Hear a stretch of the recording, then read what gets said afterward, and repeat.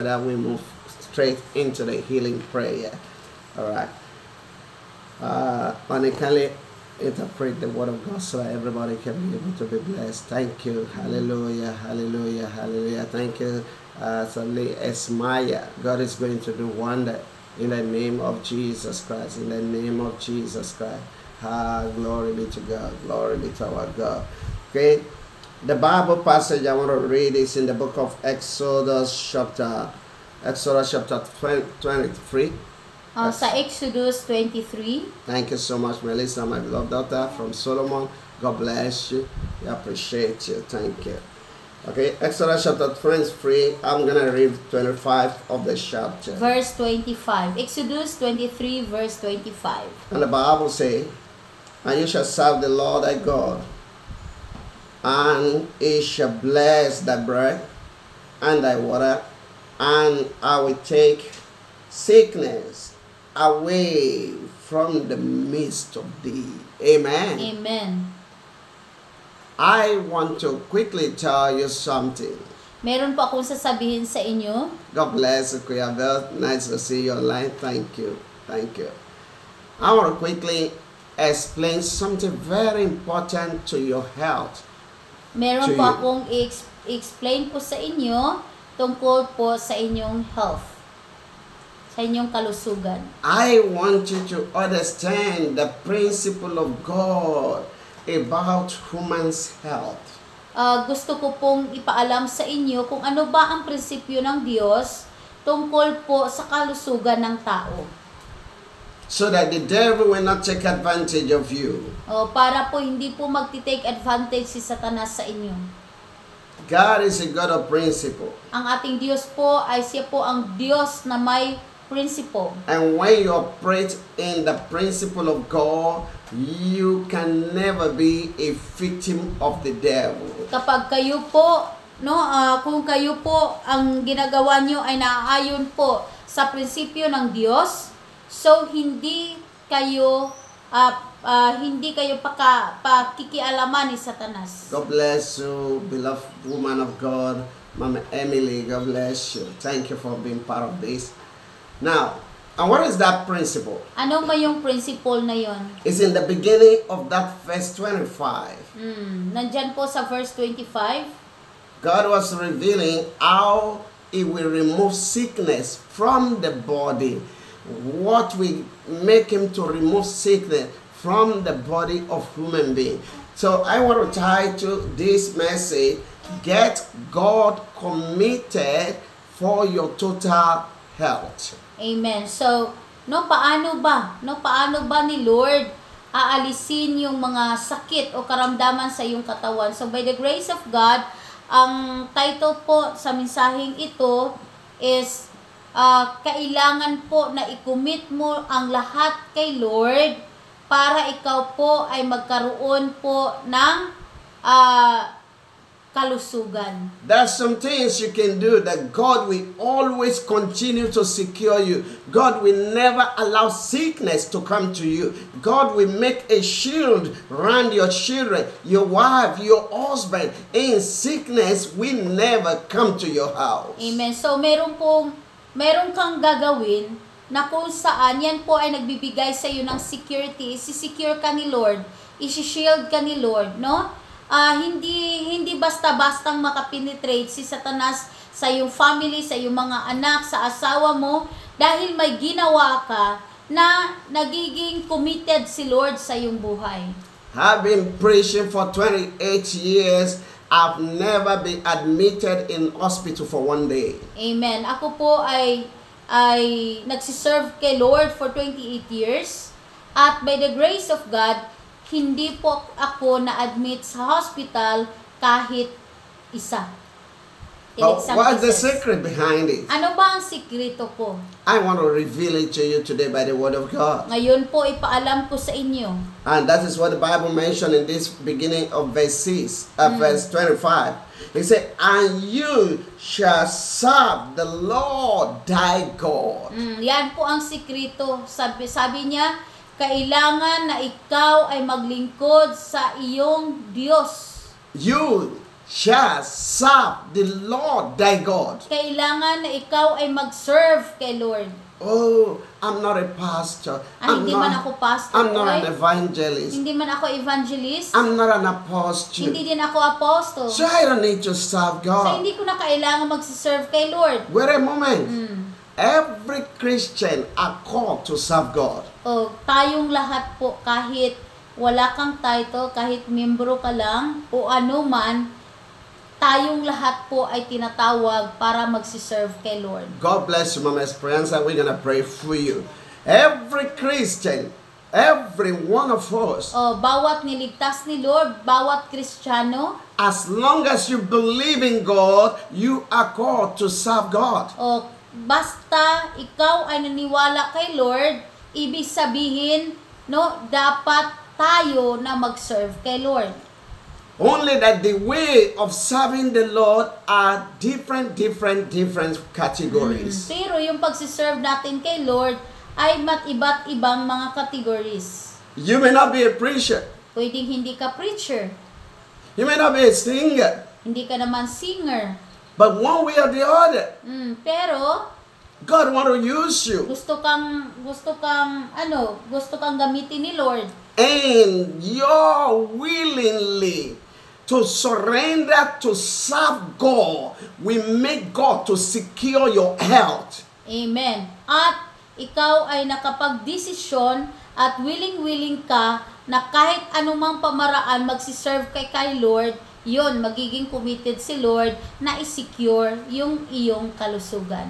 God bless you so much, Ma'am Ned Condrillion. God bless you. Thank you, Sir Haman Kodia. Nice to see you. God bless you. Wonderful people. We're going to call you and pray for you, brethren. God bless you. But please listen to this very important message. Makinig po kayo ng mabuti, mga kapatid. When I'm saying serving God, Kapag sinasabi ko serving God, you might be saying, then how can I serve God? then siguro nagtatanong ka, paano ba ako magsiserve kay Lord? You may be called to serve God by praying for what we are doing here, by praying for your church, by praying for the work of God, for the revival in Philippines. One way or the other, God wants to use you somewhere. Amen. Baka mga kapatid, no? Gustong-gusto mo magpe-pray, no? Siguro nagpe-pray ka sa programang ito na marami pa ang pagalingin ni Lord, marami pang makaalam nito, nagagamitin pa more si Apostle po at ang ministry na ito, or ipi-pray mo yung church mo, no? Siguro sa ganung paraan, no? Gusto kang gamitin ni Lord. Some of you don't know that what you think that is not serving God can be something that will touch the heart of God to do miracle in your life. Some of you don't know. It may just be that on daily basis you are evangelized to 5 people about this program, chatting somebody on phone, say that, have you heard about the program of Apostle Paul? Are you collecting to the online healing? This program is very good. Oh, sorry, I don't have any sickness. Yes, it's not just for only those who are sick. You can even hear the word of God there. As you are spreading that good news, that means you are serving God. Amen. Baka hindi mo alam, kapatid, no? Yung pag-share mo sa programa na ito, siguro may chinachat ka at tinatanong mo, alam mo ba, nakarinig ka na ba ng healing online, no? Tungkol kay Apostle po. Alam mo ba yun na ginamit siya ni Lord? Baka sabihin sa'yo, wala naman akong sakit, hindi ako kailangan nun.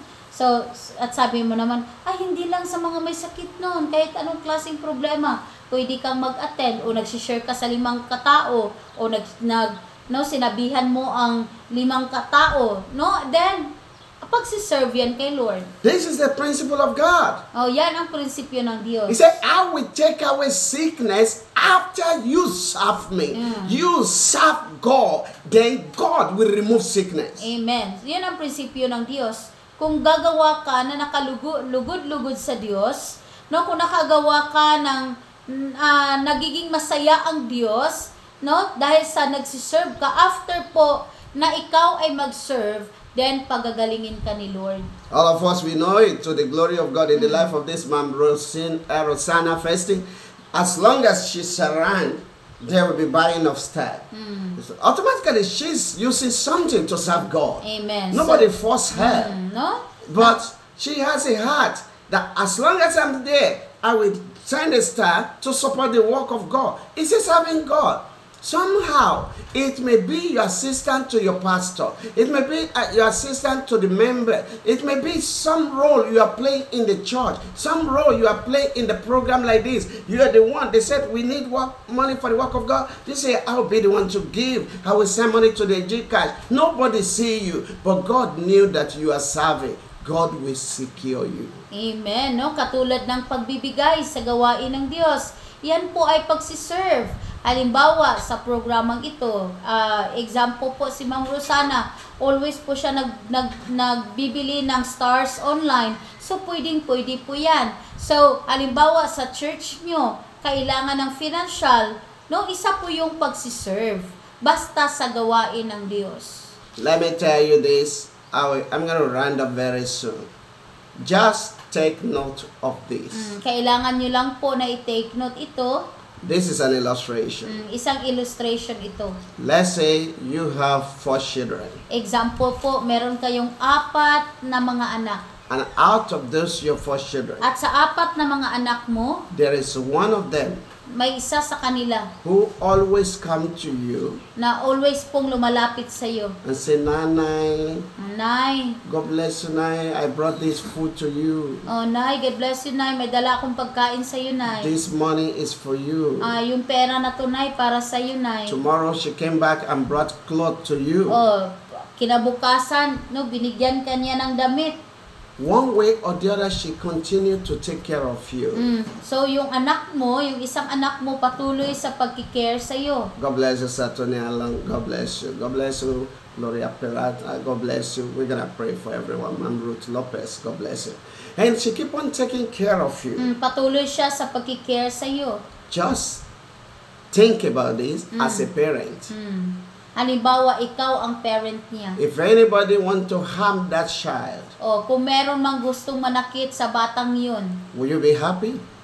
masaya ka ba? Will you say, okay, if you want to give sickness to that child, give sickness. You want to kill that child, kill that child. No, you will not. You will shout, you will fight, you will defend.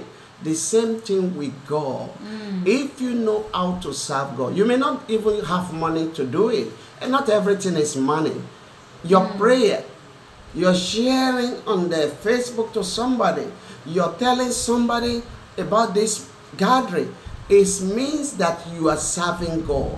And as you are doing that, God will be committed to secure you. Amen. So, ganun po ang Diyos, no? Kung merong gustong mananakit sa iyong anak na napakabuti sa iyo, syempre, hindi ka masaya na merong manakit sa kanya o merong mga karamdaman na mangyayari sa kanya. So, ganun din si Lord, no? Siyempre, hindi lahat po kay Lord is about money. Kung wala ka mang sapat na money, so, no, you can do it in sharing or sharing the word of God to somebody, praying, o anong man yung ginagawa na binigay ni Lord sa'yo para sa pagsiserve sa Kanya. Kung gawin mo yan kay Lord, then isi-secure ka ni Lord. Let me tell you one testimony about me.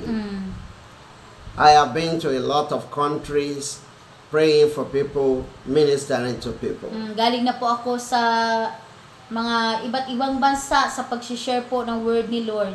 By the grace of God, I've been to 56 different countries or 65 different Sa countries. biyaya ni Lord, no, nakapunta na ako sa 65 countries. That was a time that they invited me to minister in a country called Kenya. Then one day po iniimbitahan ako doon sa Kenya. And they make a lot of advertisement, put poster there, announce on radio, Apostle Paul is coming, there's going to be a lot of healing. Tapos, glory be to God. No, grabe yung paghahanda nila, no, pronounce nila doon ina-announce nila doon sa sa radio, nag-invite sila ng mga tao that meron akong krusada na mangyayari. God bless you, Pastor Divine Grace. Thank you for being part of this. Let's share this program. God will reward you. Okay? So, I traveled to that country, So, nag-travel ako sa country na yun. but before I arrived there, Pero nung hindi pa ako nakarating, I have been so busy in different places. busy ako sa iba't ibang mga lugar. From one crusade to another crusade, different. People keep on waiting, and I keep on praying. So it gets to certain stage that the day I enter the place where I need to have a crusade, So, dahil napaka-busy ko talaga dahil sa mga krusada. So, isang araw po, nung nakarating na ako sa place sa krusada, the pastors, they come and welcome me. They put me in a very nice hotel. They brought too much food, everything. They just very happy. I was there with only one of my worker, a brother. Tapos may kasama akong worker noon na isang lalaki at dahil masaya sila sa aking pagdating, so binigyan nila ako ng napakaraming pagkain. God bless you, Ira, my beloved daughter. God bless you. Thank you. And then when I got there, they were so happy. They embraced me, they welcomed me, so I was happy as well. But there's something they didn't know, is that because of my stress here, ministering there, a lot of people, a lot of crusade, so my body become very weary. So hindi nila alam na dahil sa napakaraming krusada, no, hindi nila alam na yung katawan ko ay kailangang magpahinga. I'm already in the hotel where they put me. So, nilagay na nila ako sa hotel room. They keep on announcing everywhere, oh, Apostle Paul is here already. So many people will be healed today. Come. So, palagi silang nag-announce na nandito na si Apostle Paul. Marami talaga ang pagalingin ni Lord. I keep on sleeping, I don't have strength. So, wala akong lakas. Palagi na lang akong natutulog. Even to pray much I could not do. Kahit sa pag-pray, wala akong saktong lakas. I'll just pray little, my body will sleep. Madali lang akong nagpipray, then matutulog ulit. So I feel that I cannot minister. So, nafe-feel ko na parang hindi ko kayang magkrusada. But these people, they don't know that the guest is having problem. Hindi nila alam na yung guest nila ay meron palang problema. They keep on preparing, announcing. Always silang nagprepare. So they told me that we are coming by 5 to pick you in the hotel. So sabi nila by 5 o'clock in the afternoon, darating sila para kunin na ako dalhin doon sa krusada. As at 4 o'clock, Sa 4 o'clock, I cannot eat. hindi ako makakain. I don't have strength. Wala akong lakas. And I don't really know what to do. Hindi ko na alam kung ano ang gagawin. God bless you, Sir Matthew Takas. We're going to pray for you. God will do miracle. God bless you. So, when it's remained like 20 minutes to the program, 20 minutes na lang bago mag 5 o'clock. and I called the boy, my workers that came with me, Tinawag ko yung kasama ko. and I told the boy, Sinabi ko sa lalaking yun, I don't think I can go out and preach today. parang hindi ako makalabas ngayon para mag-preach. Please, what if I will tell those pastors that you will go and represent me and you will preach, you will pray for people. So, sinabi ko sa kanya, what if ikaw na lang ang pumunta doon at sasabihin ko sa mga pastor na ikaw na lang mag-represent sa akin. The young evangelist told me, sorry daddy, I cannot do that. Sabi niya, sorry daddy, hindi pwede. They put your picture in the poster, they announce in flyer everywhere, they say Apostle Paul. When I arrive, the people will not believe me. Hindi sila maniwala sa akin. So, I understand him. Naintindihan ko siya. I keep on saying, help me Lord. Sabi ko, nagpipray ako na, Lord, tulungan mo ako. Yet, nothing. Wala talaga. 5 minutes to 5. 5 minutes na lang. The pastors, they came. Dumating na yung mga pastors. They came with cars. Oh, we are coming to pick the apostle. Sabi nila na ipipick up nila ako. People are excited. Excited na rin yung mga tao. So I put on my clothes. So nagbihis ako. I kneel down. Lumuhod ako sa Diyos. God, you know me. I want to serve you. So sinabi ko kay Lord, alam mo Lord, gusto ko talagang magsiserve sa iyo. But the body is over fatigued now. Pero yung katawan ko'y pagod na. But I leave it to you. Pero I leave it to you, Lord. I follow them. So, nag-follow ako sa kanila. And we are going. They keep on happy. Pastors, they are talking. People are waiting. Sir, they are happy that you are here today. But they don't know that even myself, I need healing already. Amen. So, napakasaya nila na maraming mga tao na pupunta, maraming mga milagro na mangyayari, pero hindi nila alam na ako mismo ay nagkailangan ng healing. When I arrived there, pagdating namin doon, I saw a lot of people. ang daming mga tao. Oh my God. The blind, the paralyzed. They brought a lot of sick people. Ang dami-daming mga sick people na nandoon. People are so believed. They are expecting miracle. Nag-expect sila ng milagro. I was just standing. Doon lang ako. They are dancing, they are rejoicing. I just keep on, thank you, Lord, thank you, Lord, thank you, Lord. Okay, Ma'am Jane, we will pray for you. The Lord is going to do miracle in Jesus' name. Amen. Amen. So, as I continue, nagpatuloy kami. I don't know how I can tell the pastor, what if you will not call me up? Hindi ko alam kung paano sasabihin ng pastor na kung pwede hindi nila ako tawagin.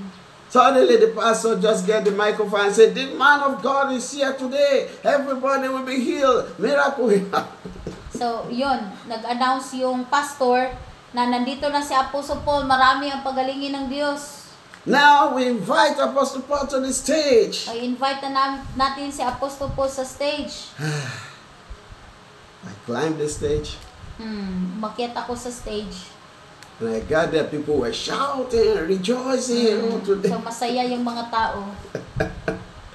I'm looking unto Jesus. Pero ako palagi akong nagdasal kay Lord. And then suddenly, I got the mic. Kinuha ko yung microphone. I preached a message of 5 minutes. Nag-preach lang ako ng 5 minutes. And I lift up my hand. Pinataas ko yung kamay ko. Jesus, you know my situation. Sinabi ko kay Jesus, Jesus, alam mo yung sitwasyon ko. These people are so many, I cannot lay hands on them. Yung mga tao na napakarami, hindi ko sila pwedeng ilay hands lahat. Even me, I don't have strength to go and lay hands on them. Kahit ako, wala akong lakas para ilay hands sila. But I know you can do it. Pero alam ko, Diyos, na ikaw ay makagawa niyan. Jesus, come and do it. Jesus, halika at gawin mo yun. That is the 1 minute prayer I pray. 1 minute lang ako nagpipray. And the power of heaven came down. Grabe talaga ang power ni Lord. I was shocked. Na-shock ako. The old woman at the back that came with a stick, cannot see. Yung isang babae na merong stick, hindi siya makakakita, isang bulag. Is the first one who shout at the back. Siya ang unang sumigaw nasa likuran. And the woman said, I can see, my eyes is open, I can see. And the woman was running. Yung babae, tumakbo siya at nagsisigaw, nakakita na ako. So everybody were running, pastors were running. So yung mga pastors din, tumatakbo din sila, sumusunod-sunod sa babae. Immediately I looked to see what Jesus is doing. Nung nakita ko kung anong ginawa ni Jesus, the power of God just to remove every weakness of my body. Amen. So, ang Panginoon din, binigyan niya ako ng lakas at kinuha niya lahat yung kahinaan ko. And my body received strength. Amen. At ang aking katawan ay nagiging malakas. That was the end of the sickness. Yon ang katapusan ng problema ko. So many people got healed. They are Maraming healed. mga So tao many ang people. pinagaling ni Lord. All glory be to Jesus. Amen. So what am I trying to say? Ano bang ibig kong sabihin? If you have heart to serve God, Kung meron kayong heart, yung puso nyo na magsiserve kay Lord, He will take care of you. Amen. Iti-take care ka ni Lord. Serve Him with your heart, Kailangan magsiserve ka, taos puso. with your position, Amen. with your money, with Kasama ang yung posisyon, With- kasama yung salapi, whatever. kahit ano. Some people are taking medicine of 10,000 per week. May mga tao na umiinom ng gamot, 10,000 pesos yung gamot per week. Just take a decision and go and give 5,000 to one pastor. Pero magdesisyon ka lang yung 5,000 mo, ibigay mo sa alagad ng Diyos. And say, God, I'm using this money to serve you. Sasabihin mo, Lord, gagamitin ko tong salapi na ito sa pagsiserve sa iyo. It will take away sickness from you. Amen. No? Alisin niya ang lahat ng mga sakit. It shall be well with you. Amen. I want to pray for you now. So magpipray ako sa inyo. This is